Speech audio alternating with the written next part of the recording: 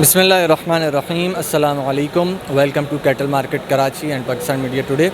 दोस्तों, इस वक्त मैं मौजूद हूँ डेल्फा कैटल शो 2021 में, और यहाँ पर मैं डी कंपनी जो है डेयरी डोमेन ब्राह्मण की जो है ये कंपनी इंसेमिनेशन करती है, एआई करती है। इस कंपनी के स्टॉल पे मैं मौजूद हूँ और मेरे साथ मौजूद हैं डॉक्टर फवाद असलम साहब, जो कि यहाँ पर 3 साल से प्रैक्टिस कर रहे हैं।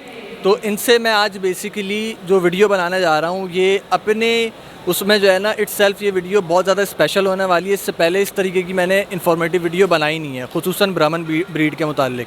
तो आज इनसे मैं मालूम करूँगा कि ब्राह्मण ब्रीड जो है उसकी एक्चुअल आइडेंटिफिकेशन क्या है, क्या निशानियाँ हैं उसको पहचानने की, फिर उसके अंदर कितनी टाइप्स हैं, क्योंकि ब्राह्मण में भी रोजो है, जैकपॉट है, V8 है, मतलब मुख्तलिफ़ किस्म के ब्राह्मण भी आते हैं। ठीक है, वो भी इनसे पूछेंगे और फिर ये क्या क्या सर्विसेज दे रहे हैं ये भी इनसे मालूम करेंगे। अस्सलाम वालेकुम डॉक्टर साहब, कैसे हैं आप? वालेकुम सलाम, अल्लाह का शुक्र। आप सुनाएं कैसे हैं जी? मैं ठीक हूँ, अल्लाह का करम है। तो डॉक्टर साहब, सबसे पहले मुझे अपनी कंपनी का ब्रीफ इंट्रोडक्शन दें कि आप क्या क्या सर्विसेज प्रोवाइड कर रहे हैं, एंड देन फिर हम ब्रीड के ऊपर आएंगे। जी, हमारी कंपनी का नाम है डी कंपनी, और बेसिकली ये एक डॉक्टर्स की कंपनी है जो कि हमने 2018 में स्टार्ट की थी। तब से ऑनवर्ड हम पूरे पाकिस्तान के अंदर हमारी टीम्स हैं, हर एरियाज़ में लड़के, हर डिस्ट्रिक्ट में और हर प्रोविंस में जो हमारी टीम है वो सर्विसेज ये प्रोवाइड कर रही है कि वो डेयरी और बीफ फार्मर्स को दुनिया की बेहतरीन क्वालिटी की ब्रीड का सीमन प्रोवाइड करते हैं। सही है। और हमें भी जैसे कि अंदाज़ा है कि कोई भी ये फार्म है, वेदर वो डेयरी फार्म है या वो बीफ फार्मर है, उनका जो बेसिक है वो ये है उनकी ब्रीडिंग। सही। अगर हम किसी फार्म की ब्रीडिंग को मेंटेन कर रहे हैं, दैट मीन्स कि वो फार्म रनिंग में रहेगा और वो अपने एक्सपेंसेस भी उठाएगा और वो प्रॉफिटेबिलिटी भी देगा। और अगर हम अपने फार्म की ब्रीडिंग को मेंटेन नहीं करते तो हमारा फार्म प्रॉफिटेबिलिटी नहीं देगा और वो लॉन्ग रन में नहीं चलेगा, हम फेड अप होंगे और एनिमल सेल कर देंगे। बिल्कुल ठीक बात है। ब्रीडिंग सेटअप जो है वो अगर लॉन्ग टर्म में आप काम करना चाह रहे हैं, चाहे आप गोट फार्मिंग करें, चाहे आप कैटल फार्मिंग करें या डेयरी फार्मिंग, ब्रीडिंग सेटअप आप नहीं डालेंगे तो आपको जो है ना वो शॉर्ट टर्म बेनिफिट तो हो सकता है, लॉन्ग टर्म में आप बेनिफिट नहीं हासिल कर सकते। अब मैं डायरेक्ट पूछूंगा कि ब्राह्मण ब्रीड के मुतालिक आप थोड़ी सी आइडेंटिफिकेशन बताएं कि क्योंकि अब बेसिकली पाकिस्तान में प्योर ब्राह्मण ब्रीड जो है ना वो बहुत कम मौजूद है। ठीक है, इवन के बड़े बड़े कैटल्स फार्म पर भी मैंने ये देखा है कि वो मिक्स ब्रीड को ब्राह्मण बोल के जो है वो सेल आउट किया जाता है, जिसमें हल्की सी भी शबाहत होती है ब्राह्मण की, वो ब्राह्मण बोल के लाखों के यानी कि प्राइसिंग के अंदर जो है वो बेची जा रही होती है चीज़। तो आप ज़रा एग्जैक्ट ऑथेंटिक कुछ आइडेंटिफिकेशंस बताएं ताकि ऑडियंस को आसानी हो। जी, सबसे पहले तो ब्राह्मण ब्रीड में कि हम बीइंग डी कंपनी हमने सीमन इंपोर्ट किया है ब्राह्मण का, पहले ऑस्ट्रेलिया से रॉकी रेप्रो कंपनी से। उसको 1 साल सक्सेसफुल लॉन्च के बाद हमारी 3 सालों से कोशिश ये चल रही थी कि हम ऐसा ब्राह्मण सीमन लेके आएँ जो कि पाकिस्तान में पहले किसी ने ना मंगवाया हो। सही है। वो हमारी कोशिश 3 साल के बाद हम इस मुकाम पे पहुँचे कि हमने कोलंबिया, साउथ अमेरिका से उन बुल्स का सीमन मंगवाया है जो कि नंबर 1 बुल्स हैं पूरी दुनिया के, और सारे के सारे एलीट ब्राह्मण और चैम्पियन बुल्स हैं। हमें पता होना चाहिए कि ब्राह्मण की जो सिमिलैरिटी है वो है रेड सिंधी या साहिवाल काऊ से। कलर उस तरह का है, उसका हम्प उस तरह का है, उसकी टांगों के दरमियान झालर उस तरह की है, तो हम कंफ्यूज कर जाते हैं कि ये ब्राह्मण है। बिल्कुल। और हमें चूना लगाने वाले क्या करते हैं कि साहिवाल का सीमन अच्छे बुल का पैक करते हैं, ऊपर उसके प्रिंटिंग करते हैं कि ये ब्राह्मण है, और उसको आगे वो 50-50 हज़ार का, 20 हज़ार का, 30 हज़ार का सेल कर जाते हैं। ठीक है। एट दी एंड फार्मर को क्या नुकसान होता है कि उसने पैसे तो पे किए हैं ओरिजिनल 100% ब्राह्मण ब्रीड के, लेकिन उसको जो बच्चे मिल रहे हैं वो तो साहिवाल है ना। सही बात है। अब उसकी ग्रोथ क्या आएगी? ज़ीरो। उसकी डेवलपमेंट क्या आएगी? वो वैसा बनेगा ही नहीं, उसके ट्रेड्स वैसे नहीं होंगे। अब हमें ये भी नहीं पता कि ब्राह्मण जो ओरिजिनल ब्रीड है उसके करैक्टरिस्टिक्स क्या हैं। सही। जब हमें करैक्टरिस्टिक्स नहीं पता होंगे तो हर बंदा जो हमें 2 नंबर सीमन दे रहा है वो यही कहेगा कि नहीं यार ये ब्राह्मण है। अब मैं एक इसमें एडिशनली सवाल पूछना चाहूँगा कि ब्राह्मण ब्रीड की जो खुसूसियात हैं जिसकी वजह से सब ब्राह्मण के पीछे भागते हैं, आम आवाम के लिए थोड़ा सा बताएं कि क्या मीट पर्पस के हवाले से ये ज़्यादा बेनिफिशियल है ये ब्रीड, या ये डेयरी के हवाले से ज़्यादा बेनिफिशियल है, या ब्यूटी के अंदर किस वजह से जो है इसको इतना ज़्यादा प्रमोशन है?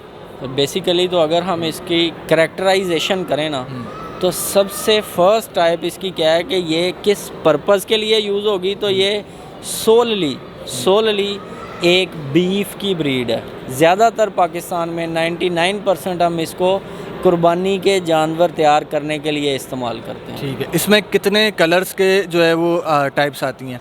इसमें हमारे पास जो ओरिजिनल ब्राह्मण ब्रीड है वो 2 कलर्स में होती है। एक होती है रेड ब्राह्मण, या जिसको हम रोजो ब्राह्मण्स कहते हैं, सही है। और दूसरी होती है ग्रे ब्राह्मण, या जिसको हम ग्रिस ब्राह्मण कहते हैं, कि सिर्फ 2 ही कलर आते हैं, रेड एंड ग्रे। मैंने वाइट का भी सुना है, क्या ये वाइट में मिक्स होते हैं, प्योर होते हैं? प्योर जो वाइट है वो ब्राह्मण नहीं है। सही है। हमारे पास बुल है, साइमन बुल है, 922/6 922/6 उसका कोड है। सही है। वो नियर टू वाइट है बट नॉट ओरिजिनली वाइट। उसकी जो मदर थी, हाँ, ग्रे शेड होगा। उसका जो हम्प है, गर्दन के ऊपर जो हम्प होता है उसका, और सर का जो कलर होगा वो थोड़ा सा ग्रे कलर में होगा। जो प्योर वाइट ब्रीड है वो बेसिकली नीलोर ब्रीड है, और वो 100% वाइट कलर की होती है। वो ब्राह्मण नहीं है, यानी वो ब्राह्मण नहीं है, वो भी बीफ की ब्रीड है। सिमिलर है ब्राह्मण, सिमिलर है। उसकी हाइट ब्राह्मण से भी ज़्यादा होती है, वेट भी वो अच्छा गेन करता है, लेकिन उसकी खूबसूरती भी होती है। लेकिन वो ब्राह्मण नहीं है, वो नीलोर ब्रीड है, और वो वाइट में आता है। अच्छा, अगर मैं थोड़ी सी जो मुझे नॉलेज है मैं इसकी आइडेंटिफिकेशंस बताता हूँ, correct me if I am wrong.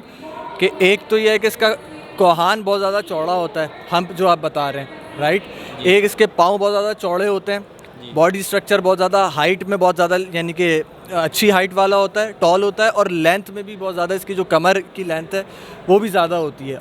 मुंह इसका छोटा होता है, साहिवाल या चोलिस्तानी की बनिस्बत छोटा मुंह होता है।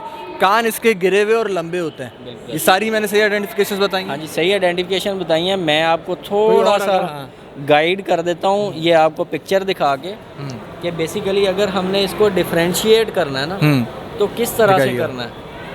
डिफ्रेंशिएशन में हम जब भी स्टार्ट करते हैं जी, तो स्टार्ट करते हैं कि हमने उसके स्टार्ट में जब उसको फेशियल कट्स हैं उधर से स्टार्ट करना है। ठीक है। हम देख रहे हैं इसके अंदर ये इसका मुंह है, सही है, और ये थोड़ा जूम करो। ठीक है, बताएं। ये बेसिकली ब्राह्मण ब्रीड को जब भी हम देखेंगे, किसी भी बुल को या काऊ को हम दूर से देखेंगे, तो हम सबसे पहले फेस को फोकस करेंगे। सही है। उसका जो फेस है वो छोटे साइज़ का मुंह होगा, और बड़े बड़े कान होंगे जो कि मुंह के साइज़ के या मुंह के साइज़ से भी बड़े होंगे। सही है। ठीक है, और वो नीचे को गिरे हुए होंगे। सही है। फिर जब दूसरी हम लुक देखेंगे तो वो क्या है कि जब हम फ्रंट से देखेंगे तो वो इतनी ज़्यादा चौड़ाई में होगा कि सीना बहुत ज़्यादा चौड़ा होगा। ठीक है, और वो दूर से देख के लगेगा कि वाकई ये मीट पर्पज़ के लिए है। अब तीसरी बात आ जाए कि हम उसकी जो गर्दन है उसके ऊपर कोहान होता है पीछे, उसको हम हम्प भी कहते हैं। उसकी जो विड्थ है और जो उसकी हाइट है वो एनिमल की अपने सर से कोई ज़्यादा ऊंची होगी, हमें दूर से नज़र आएगा कि ये उसकी हम्प है। बेसिकली ये होती फैट है, लेकिन इसके ये जानवर की खूबसूरती में बहुत ज़्यादा रोल प्ले करती है। सही है। इसके बाद जब हम देखेंगे गर्दन के ऊपर देखा, तो गर्दन के नीचे देखेंगे तो ये जानवर के अंदर ये आपको अगली टांगों के दरमियान झालर नज़र आती है। सही है। और वो झालर का साइज़ ऐसा होगा कि अगली टांगों के घुटनों तक वो झालर फैली होगी, नीचे को लटक रही होगी, और वो बहुत खूबसूरत जानवर के लिए होती है। इसके अलावा जिसकी झालर बड़ी होगी उसकी कैपेसिटी ज़्यादा है कि वो ज़्यादा बाहर को फैल सके। सही है, बिल्कुल। क्योंकि अगर स्किन उसकी टाइट होगी तो वो ज़्यादा फैल नहीं सकता। ठीक है। ठीक है। अच्छा, अगली चीज़ अब मैं थोड़ा सा अब इसके एआई की तरफ आ जाते हैं। हाँ जी। पहला बेसिक क्वेश्चन ये है कि ज़्यादा बेनिफिशियल क्या है, एआई करवाना, आर्टिफिशियल इंसेमिनेशन ज़्यादा बेनिफिशियल है जो कि एक मॉडर्न तरीका है, या फिर जो हमारा देसी तरीका, ऑर्गेनिक तरीका, नेचुरल, उसके ज़रिए ब्रीड लेना ज़्यादा बेनिफिशियल है?